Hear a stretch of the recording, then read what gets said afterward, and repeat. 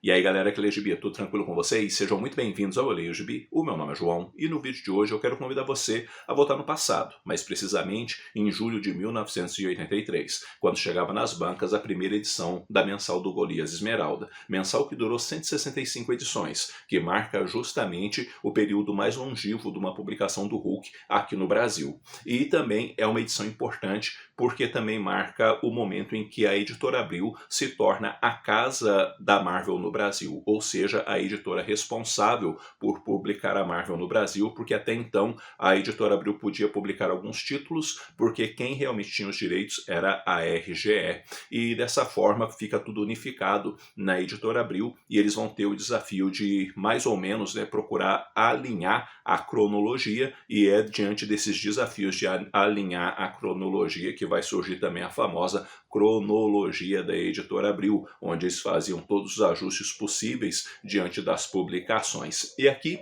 essa edição ainda trazia 4 cards, 4 figurinhas Marvel, mas infelizmente na minha edição elas não tem mais, porque quando eu comprei esse gibi, eu comprei ele de segunda mão na época, e ele já, o gibi tinha, o último dono tinha recortado as figurinhas. Vale dizer que eu tinha a coleção completa do Hulk, aí quando eu vendi a minha coleção e voltei depois a colecionar quadrinhos, eu fui atrás das 165 edições e consegui as 165 edições. Aqui nessa edição a gente tem 2 histórias do Hulk, e uma história do Ron e uma da Mulher Hulk. Vale dizer também que a Editora Abril tomou certos cuidados com a publicação, trazendo para o leitor as devidas informações de quem era o personagem, a origem, essas coisas assim, e também situando o leitor no que estava rolando naquele exato momento na cronologia do personagem, para que o leitor pudesse entender, até porque as histórias começam dentro de uma continuidade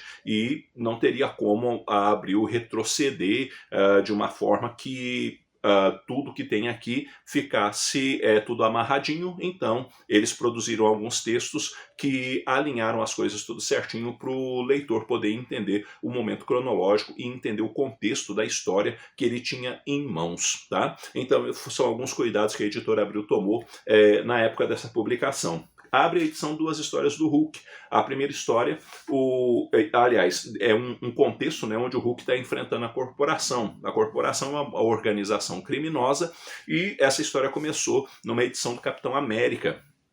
E então fecha a continuidade está aqui nessa edição, e o Hulk está perseguindo um dos chefes da corporação.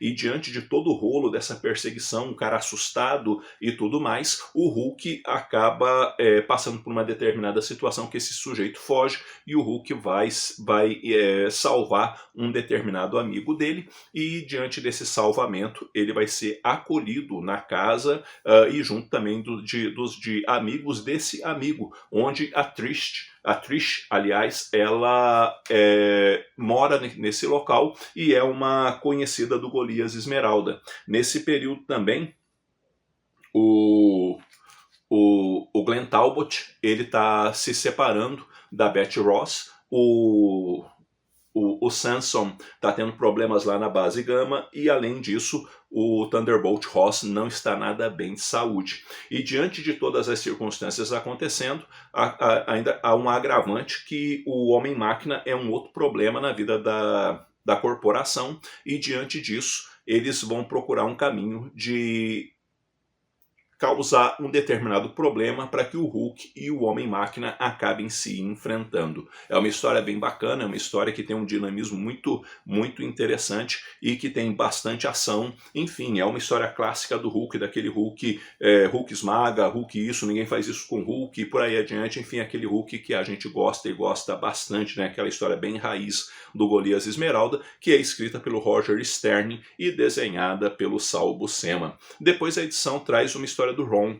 O Ron, ele está numa situação bem complicada porque o neutralizador dele fora roubado. O Ron tem duas armas, o neutralizador e o analisador. Com o analisador ele descobre e consegue encontrar os espectros, e com o neutralizador ele manda os espectros para o limbo. Para você entender melhor, você que não conhece o Ron é um cavaleiro espacial, e ele vem de um mundo chamado Galador, onde os espectros, que são transmorfos, atacaram esse mundo e o Ron acabou sacrificando a humanidade dele junto com outros Cavaleiros do Espaço, né, para poder combater os espectros. Ele então persegue os espectros e vai parar na Terra. Os espectros, eles acabam ferroando a testa de um ser humano, pega todas as memórias e assume a forma daquele ser humano, haja vista que quando isso acontece, a pessoa acaba morrendo. E uma vez que ele é substituído por um espectro, ninguém sabe que o sujeito é um espectro. Quando o Ron chega e descobre esses espectros e eles vêm,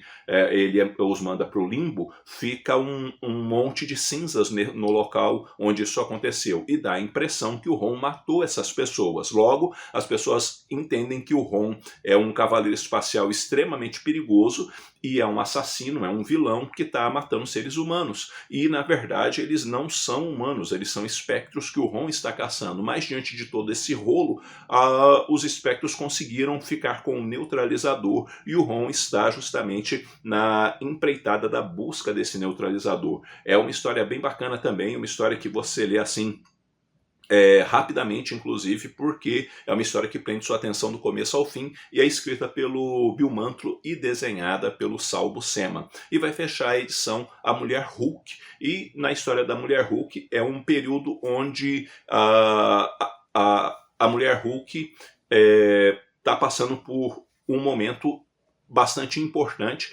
justamente porque a Jean Walters vai começar a aprender a controlar a transformação. Até então ela não conseguia fazer isso, e também a identidade dela era secreta, as pessoas não sabiam que a Jean Walters era a Mulher Hulk. Então ela está aprendendo a controlar essa transformação também por conta de uma ajuda que ela recebe do Morbius, o vampiro vivo, né? E diante dessa situação toda junto do Morbius, porque ele acaba colocando um determinado soro no organismo dela porque ela não estava nada bem, ela acaba também defendendo o Morbius diante de uma situação no júri.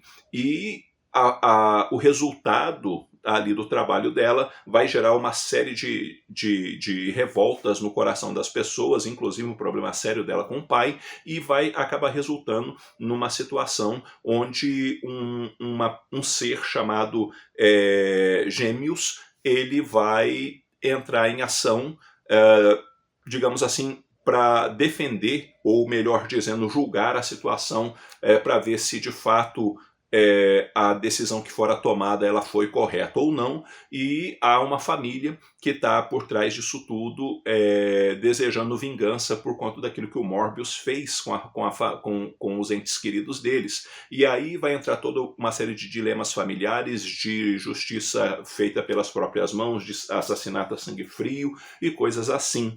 E a Jean Walters passando ali por uma série de tribulações também por conta disso. A história é ok, eu posso dizer assim que é a história mais fraquinha da edição. O Hulk é muito bom, o Ron também é muito bom, mas a Mulher Hulk, em alguns momentos da história, ela é meio enfadonha, meio cansativa, e a história da Mulher Hulk, ela é escrita, deixa eu ver aqui, porque eu não lembro daqui de cabeça, pelo Anthony Kraft, e é desenhada pelo Mike Vosburg e o Frank Springer. E temos uma edição que, em linhas gerais, é bem bacana e que marca um momento importante, né, nas publicações da Marvel aqui no Brasil, e que tenho aqui na minha coleção e que tenho muito apreço por esse querido gibizinho. A primeira vez que eu consegui eu fiquei muito faceiro, e depois na segunda vez que eu consegui eu também fiquei muito faceiro. Mas enfim, fica aí para vocês esse momento que a gente volta no passado para relembrar o que rolou em julho de 1983, ou seja, chegava às bancas a primeira edição do Golias Esmeralda. Vale dizer que as histórias do Hulk são publicadas nessa edição, elas também foram publicadas na coleção histórica Marvel do Golias Esmeralda. Então, se você tem a coleção histórica Marvel do Hulk, você tem essas histórias também na sua coleção, com exceção do Ron e também da Mulher Hulk, né? Só tem as histórias do Hulk. Bom, eu vou ficando por aqui. Eu espero que esse vídeo tenha tido alguma utilidade para vocês. E diz aí, tu já leu